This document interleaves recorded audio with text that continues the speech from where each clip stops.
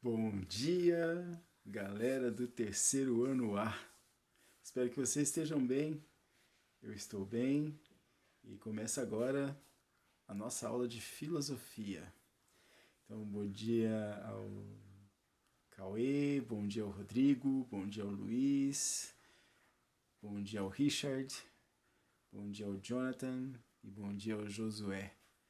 Espero que vocês estejam, como eu disse, bem e com saúde. E claro, mantendo o isolamento social. Por favor, hein?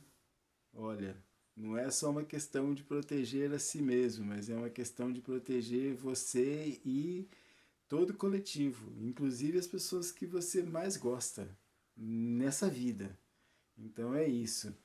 É claro que assim, tem circunstâncias que não dá para se manter em casa, né? Aí eu imagino os médicos, imagino os policiais, imagino as pessoas que trabalham em atividades essenciais, que é o caso das pessoas que trabalham no supermercado, e claro, as pessoas que têm necessidade de sair de casa. É importante que a gente entenda que essa recomendação de não sair de casa é para a saúde de todos. E que se a gente não conseguir fazer por nós mesmos, fazer por nossa livre e espontânea vontade, olha, eu vou cooperar, o que já acontece em algumas cidades no Brasil é que as autoridades têm que tomar medidas mais radicais, mais drásticas em relação às pessoas que não, por sua livre, espontânea vontade e compreensão da necessidade, não ficam em casa. Então já está acontecendo em algumas cidades do Brasil, você já deve ter ouvido falar dos noticiários, né, a respeito dos lockdowns, né, que é essa é você não restringir a movimentação de pessoas, veículos, enfim.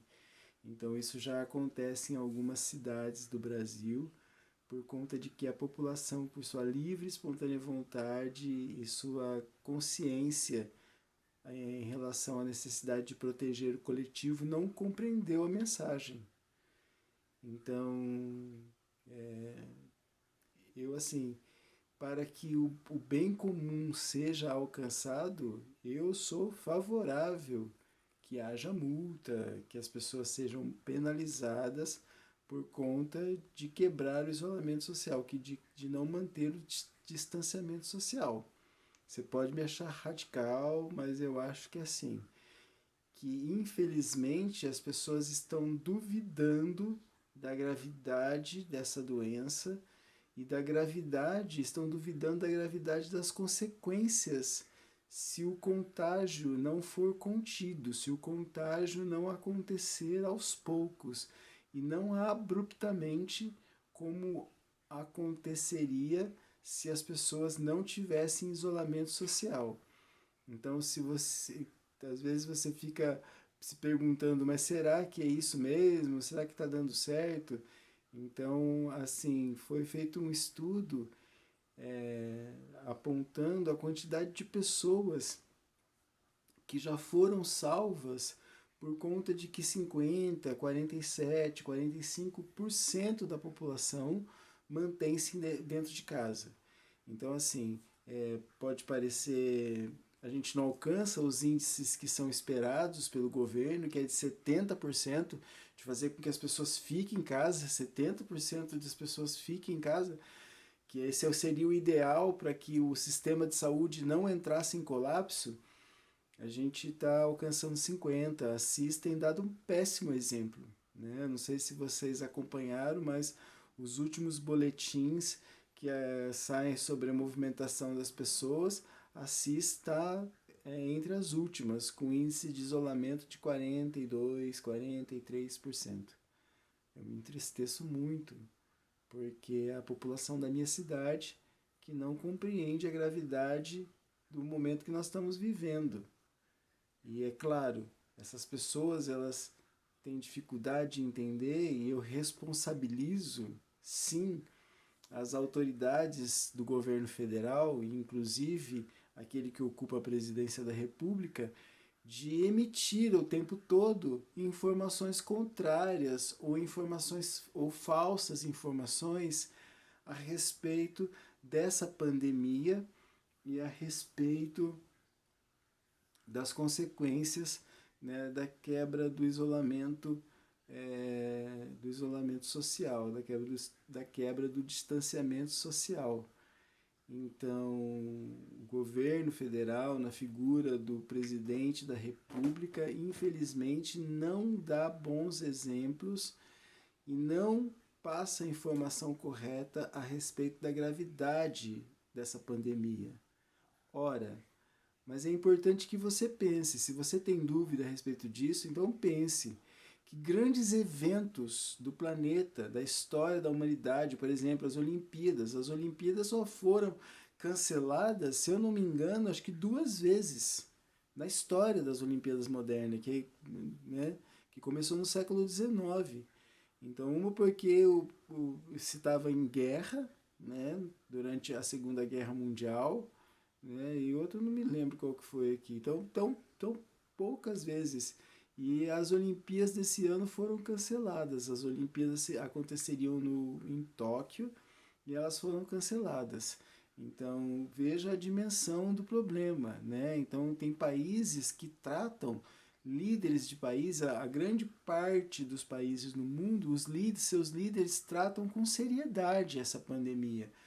Então, você vê eventos como, eu disse, as Olimpíadas, né? A Copa da Europa, Champions League, foi cancelada, né? Está paralisada. Então, assim,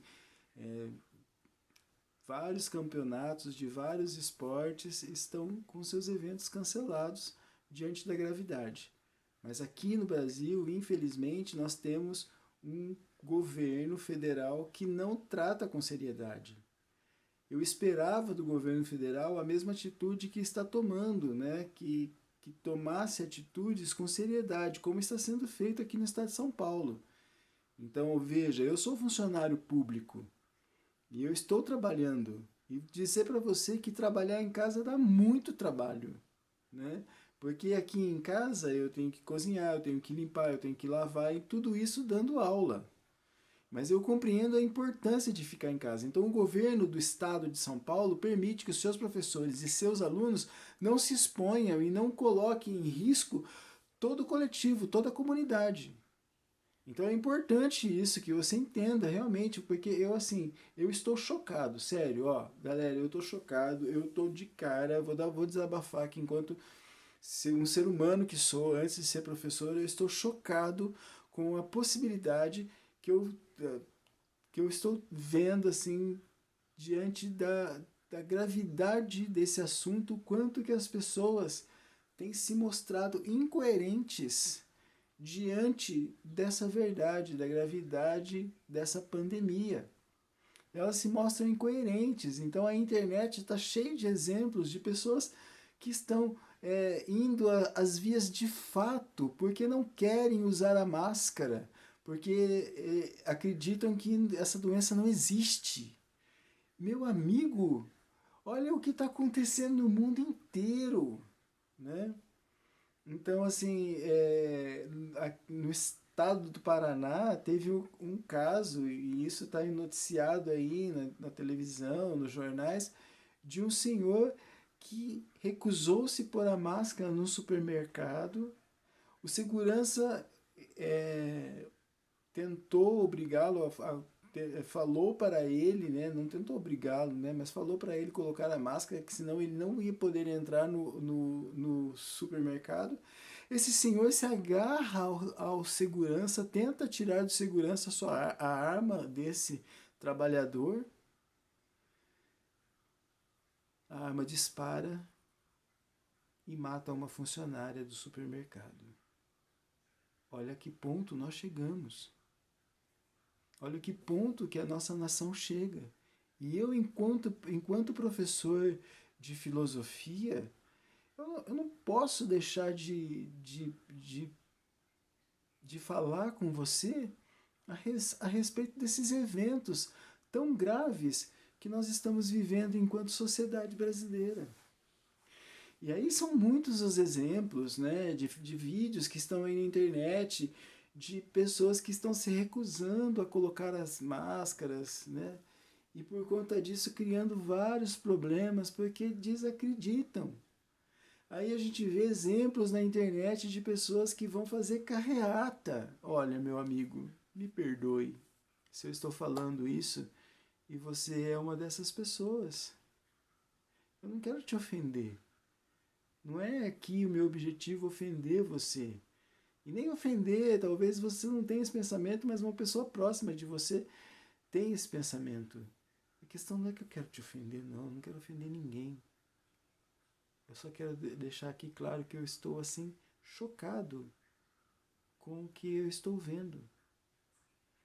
Das pessoas deixarem de ouvir os médicos, os especialistas, para seguir uma pessoa que aos 33 anos de idade foi aposentado por insanidade. Eu estou chocado. Não, chocado. Eu estou envergonhado dessa nação. Sinceramente. E eu me envergonho ainda mais porque eu vejo, inclusive, professores, né, que estão lá fazem parte dos meus contatos no Facebook, professores que ainda defendem a quebra do isolamento, do distanciamento social. Infelizmente, hoje no Brasil, morreu mais de 800 pessoas. E essas pessoas, elas têm nome. Essas pessoas eram amadas, queridas. E com certeza, no coração de milhares de pessoas, há muita saudade hoje. Ao princípio, há muita dor e o princípio da saudade. Pensa nisso.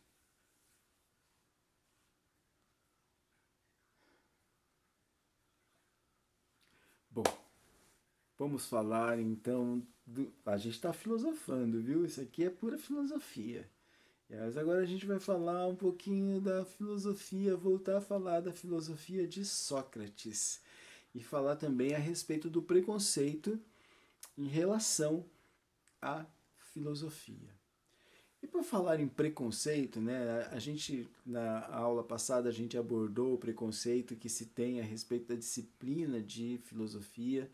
Inclusive, foi uma disciplina que ficou fora da grade curricular da escola durante muito tempo, né? Eu contei a história para vocês de que quando eu estava lá no ensino médio, na minha época,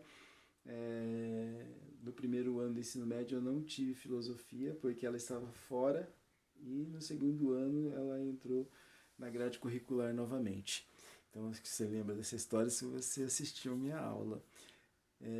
Então a gente falava sobre o preconceito que os filósofos sofrem porque por muitas vezes as pessoas acreditam que a filosofia ela não tem uma serventia, que a filosofia não serve para nada, que diferente da medicina que salva pessoas, né? Diferente do cientista que descobre a cura das doenças, diferente do matemático que faz os cálculos para as construções civis, etc. e tal, você acredita que para a filosofia não há serventia. Ledo engano. Ledo engano. Porque, assim, no meu ponto de vista, a filosofia ela é prática cotidiana das pessoas. Né? Então, a gente viu lá que, né, nas aulas anteriores, a diferença entre o filosofar espontâneo e o filosofar acadêmico, né? Então, a vida sempre nos coloca diante de dilemas que só a filosofia pode explicar. Aí você pode dizer, ah, não, mas Deus explica. Sim, né? Se nós cremos numa força superior, sim, Deus pode explicar muitas coisas. Mas, e onde que você escuta o que Deus explica? Ah, na Bíblia, está lá na Bíblia, né? os ensinos da palavra de Deus, tá? E aonde mais a gente pode aprender os princípios da vida? São nos livros. E nos livros de filosofia também, né? Eu vou tentar aqui, eu vou parar um minutinho aqui que eu tenho que apartar uma briga. Tá acontecendo uma briga aqui, eles estão quase derrubando aqui a gambiarra que eu fiz para parar a luz aqui. Bom, foi para lá. Vou discutir para lá. São os gatos. Tá. O conhecimento. Onde está o conhecimento? Está lá nos livros. E a vida nos coloca diante de dilemas que a filosofia, que os filósofos ao longo da história do pensamento sempre buscaram interpretar e buscaram desvendar. E desvendar a essência do ser humano, o que nós somos. Então aquelas perguntas básicas, né? De onde que eu vim, o que eu sou e para onde eu vou, são essas perguntas que a filosofia tenta, que os filósofos tentaram explicar, dentre outras perguntas a respeito da essência do que somos e o que fazemos. Bom, falávamos do preconceito em relação à filosofia, de como são vistos os filósofos e a disciplina da filosofia, né?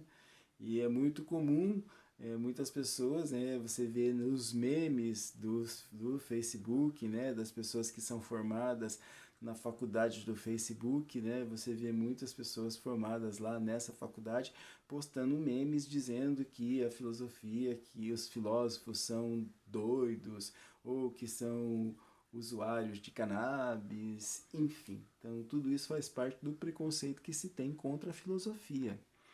E a gente viu que, claro, que muito desse preconceito ele foi plantado dentro da sociedade de forma intencional. Por quê? Porque a filosofia é aquela que interroga, que questiona e que dá exemplos do que é, por exemplo, um bom governante.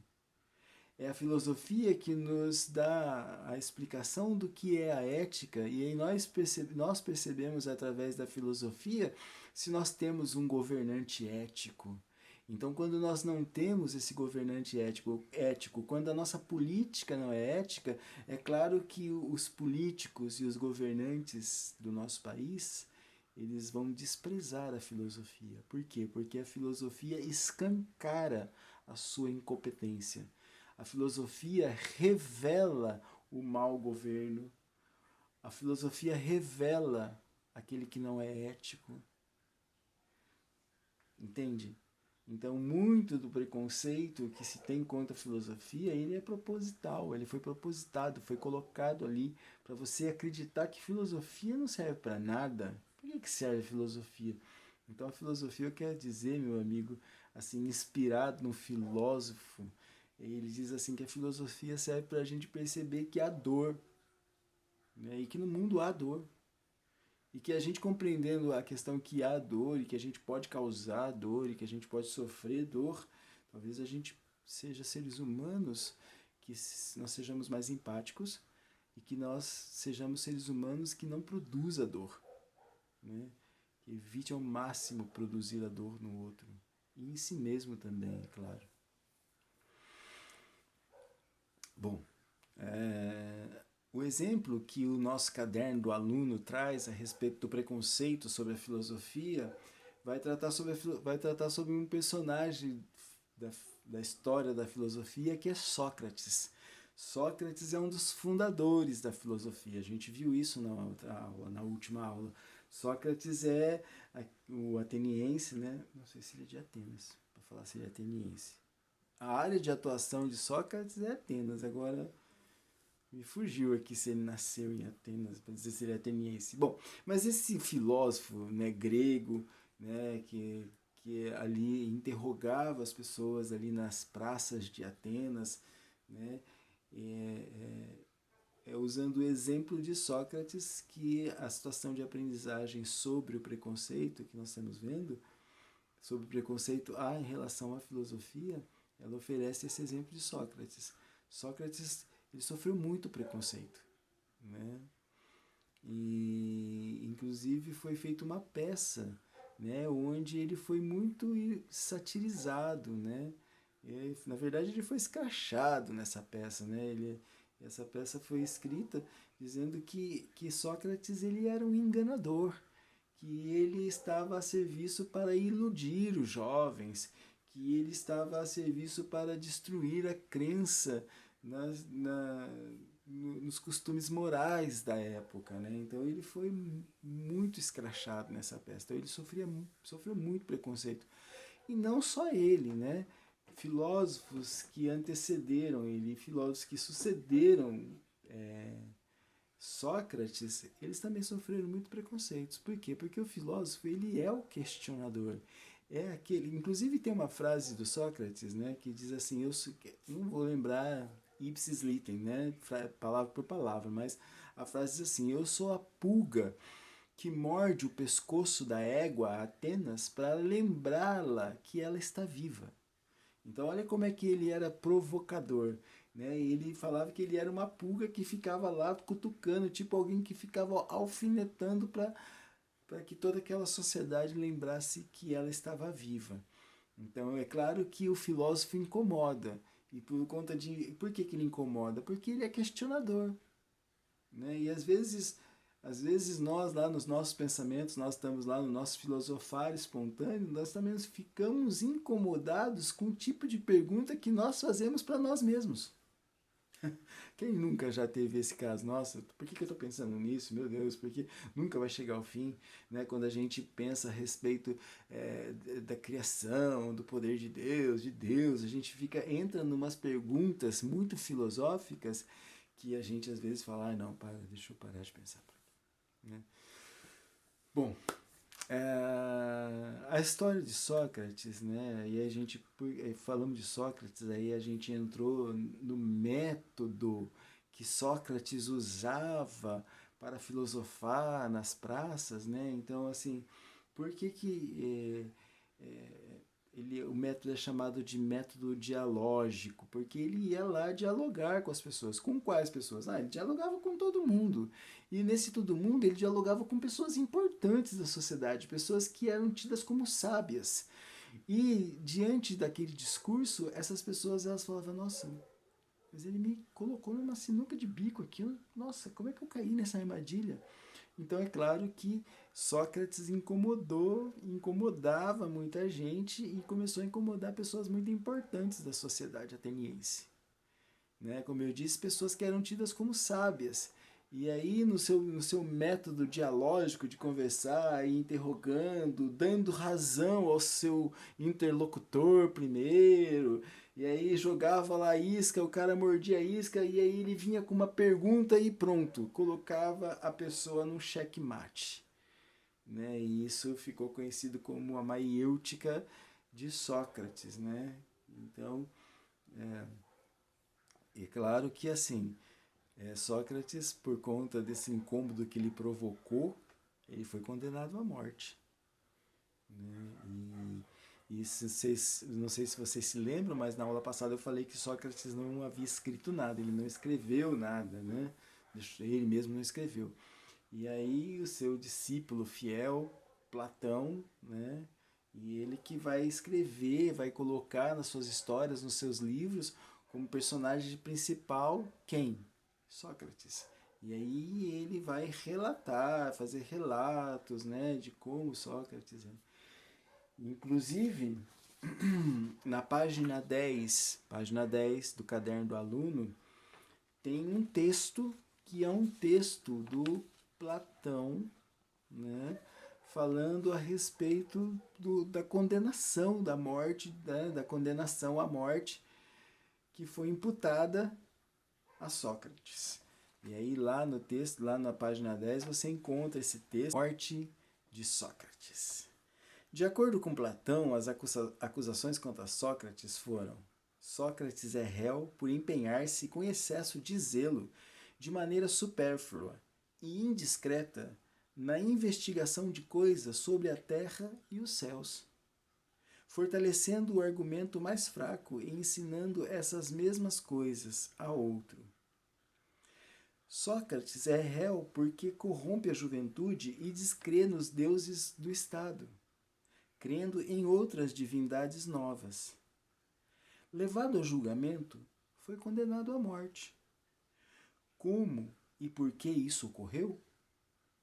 Tudo começou quando Sócrates tomou conhecimento de que o oráculo do templo de Delfos, dedicado ao deus Apolo, havia proclamado que ele era o homem mais sábio de Atenas. Então, Sócrates foi consultar um adivinho, esse tal de oráculo, lá no templo de Delfos, e esse oráculo, o cara jogou búzios. Não, brincadeira, isso aí é outra religião africana. Búzios é religião africana, né, de matriz africana. Então o oráculo olhou para Sócrates e olhou e disse para ele: olha, você é o cara mais sábio. Bom, e aí Sócrates, não querendo duvidar, né, vou ler aqui, fazer a leitura aqui, né? Não se considerando como tal, mas ao mesmo tempo não podendo duvidar da palavra do Deus, decidiu investigar o significado de tal revelação. E ele foi saber se ele realmente era sábio. Procurou então aqueles cidadãos mais ilustres de Atenas e que eram tidos como os mais sábios da cidade. Eles pertenciam a 3 categorias sociais: os políticos, os poetas e os artesãos, né? Então ele foi interrogar essas pessoas, né? Ele foi conversar com elas, porque ele realmente queria saber qual era o significado dessa revelação do oráculo ter dito para ele que ele era o mais sábio. Interrogando esses cidadãos, por meio da maiêutica, o método dialógico de Sócrates, constatou que na realidade nada sabiam dos assuntos em que eram tidos como sábios. Ao término da conversa com cada uma dessas pessoas, Sócrates concluía: sou mais sábio do que esse homem. Nenhum de nós dois realmente conhece algo de admirável e bom. Entretanto, ele julga que conhece algo quando não conhece, enquanto eu, como nada conheço, não julgo tão pouco que conheço. Portanto, é provável de algum modo que nessa modesta medida seja eu mais sábio do que esse indivíduo, no fato de não julgar que conheço o que não conheço. Daí a famosa expressão atribuída a Sócrates: tudo sei é que nada sei. Só para fazer um parênteses do que aqui o Platão está dizendo, é que interrogando essas pessoas, aí então o que acontece? Sócrates percebe que aquelas pessoas, elas não têm conhecimento como as pessoas acreditam e como aquela própria pessoa acredita que ela tem. E ele para e diz assim: olha, eu não sei muita coisa, mas essa pessoa que eu estou falando também, ele não sabe muita coisa, mas o que difere é que eu sei que eu não sei. Agora, essa pessoa, ele não sabe que ele não sabe. E aí estava posta a sabedoria de Sócrates. Então, hoje, a gente vê aí pessoas que são especialistas em tudo, né? Pessoas que não estudam, não lêem, não fazem nada, mas são especialistas em tudo. Ele sabe de tudo. Né? Se falar de vírus, ele sabe como é que o vírus se transmite, ele sabe da cura do vírus, sabe, mas ele nunca estudou. Então essa pessoa, ela se acha muito inteligente. Era o caso dessas pessoas que Sócrates foi conversar. Essas pessoas se achavam muito inteligentes. Então Sócrates, ele percebeu: olha, esse cara não sabe muita coisa. Eu também não sei nada, mas pelo menos eu sei que eu não sei. E ele está ali, nessa viagem na cabeça dele, achando que sabe muita coisa. Sócrates praticava esses diálogos em praça pública, à vista de todos. Entre os presentes havia sempre muitos jovens, filhos de famílias ricas, que dispunham de tempo livre e por isso podiam acompanhá-los nessas ocasiões. Eles se divertiam vendo Sócrates desbancar os que se julgavam sábios e mais tarde propunham-se a imitá-lo, interrogando outras pessoas e descobrindo que muitas delas não supunham saber o que de fato não sabiam. Então veja, Sócrates juntou ao seu redor, né, uns jovenzinhos ricos que tinham tempo para ficar na praça ouvindo o filósofo falar com os seus interlocutores. Esses jovens começaram a imitar, né? Então, primeiro, imagina, né, aqueles políticos sendo interrogados na praça, né, sendo interrogados por Sócrates, nesse método dialógico, interrogado não, Sócrates conversando com eles, aí leva essa pessoa, faz com que essa pessoa entenda que ele não sabe realmente do que ele está falando. E aí, então, imagina, essas pessoas eram expostas ao ridículo. E aí, como eu disse, Sócrates começou a incomodar pessoas muito importantes. E aí, é nessa que ele foi condenado à morte. Então, essa é a história do Sócrates. E você? Tem algum tipo de preconceito? Hã? Então, a gente falou a respeito de preconceito contra a filosofia. A gente percebe que o preconceito é uma coisa ruim, né? A gente não gosta de uma coisa que a gente nem conhece, que a gente tem uma visão do que seja. Então, qual que é a visão, né, em relação ao filósofo e à filosofia? Que o filósofo é um maconheiro, né, o usuário de cannabis, né, que usa chinelo havaianas, que não toma banho, né? Então esses são esses estereótipos que nós escutamos, né, a respeito do filósofo. E os estereótipos que nós escutamos a respeito da filosofia é que ela não serve para nada. Então só fala isso quem desconhece a filosofia. Só fala isso quem desconhece o trabalho do filósofo. E você, tem algum outro tipo de preconceito? Desse o preconceito que a gente tem quando a gente se depara com alguma coisa, algum tema que, por conta da nossa falta de conhecimento e por conta de uma visão estereotipada, a gente cria preconceito. Você tem? Então, assim, as pessoas têm muitos, né? Dentro da nossa sociedade, são muitos os preconceitos, né? Tem pessoas que têm preconceito contra o pobre. Tem gente que tem preconceito, tem horror a pobre, né? Tem gente que tem preconceito contra o negro. Isso é muito comum na nossa sociedade. Como também é comum ter preconceito contra o pobre. Muito comum. E tem gente que tem preconceito contra as pessoas que têm uma orientação homoafetiva, né? Então, e você, tem algum tipo de preconceito? Então fica essa pergunta para você, dentro do seu autoconhecimento. Saber se você tem ou não algum tipo de preconceito. Bom, o Sócrates, a história do Sócrates, te marcou de alguma maneira? Eu gosto muito da história, assim, claro, uma história triste, né? Mas aí ele, no final da vida dele, ele é condenado a tomar um, um gole de um veneno, né? Tomar um veneno, que é a cicuta. Então ele reúne, né? Conta-se que ele reúne as pessoas mais queridas para se despedir, né? Então, inclusive, tem pinturas a respeito desse momento da despedida da morte, né, de Sócrates. Então, bom, você tem essa história que eu li, né? Essa história aqui que eu li aqui, tá aqui, imprimi essa história, tá lá na página 10. E na página 10 do caderno do aluno tem um trabalhinho agora pra gente fazer. Lá no caderno do aluno sugere que você conte essa história, né? Que você possa criar uma história, seja ela imaginativa ou seja ela aí seja uma história com os mesmos fatos que narram, o que Platão narra a respeito da vida, condenação, né, e julgamento e condenação do Sócrates. Só que daí o caderno do aluno, não eu, mas o caderno do aluno fala para você contar essa história através de história em quadrinhos. Eu achei muito legal. Mas para fazer isso, uma história em quadrinhos, você tem que ter no mínimo uma noção de desenho. Eu não conseguiria.